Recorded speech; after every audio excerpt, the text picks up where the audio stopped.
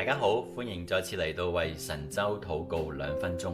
今日呢，我揀選咗喺神州裏邊有啲民生需要我哋去守望。咁根據北京晚報最近一篇嘅文章報道咁講，有冇一齊去睇演唱會嘅搭子啊？搭子呢，即係搭檔嘅搭嚇，即係夥伴咁解。原來而家呢，越嚟越多嘅年輕人呢，臨時組局，共同進行一項嘅活動嘅喎，呢個叫做搭子嘅社交就開始喺年輕人裏邊流行啦。有啲別有用心嘅商家就盯上呢一塊肥豬肉啦。一啲讀書群起初咧氣氛係好積極嘅，後來群主咧就開始推薦一啲叫做限量版嘅書籍，所謂嘅讀書搭子，實質係商家嘅精準行銷啊。又有一啲叫做旅遊搭子啦。收取網友酒店費之後咧就走佬喎，揭示咗網上搭子嘅風險。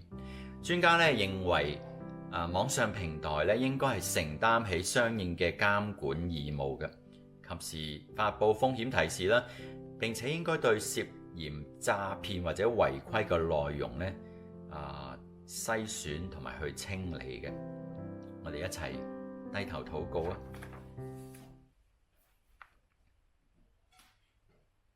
天父，我哋求你俾智慧國內嘅年輕人，讓佢哋能夠分辨搭子同埋騙子嘅分別。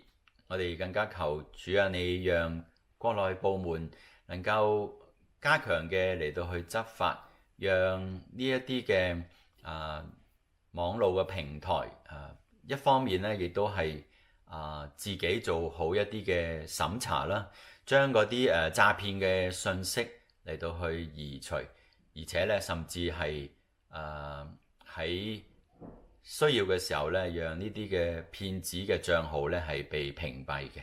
我哋仰望你，求你保守喺神州裏邊呢啲嘅年青人，讓佢哋揾到主耶穌，你成為佢哋永遠嘅搭子。我哋同心禱告，奉主耶穌基督嘅名，阿門。今日嘅為神州禱告2分鐘嚟到呢一度，我哋下個禮拜繼續一齊守望神州，拜拜。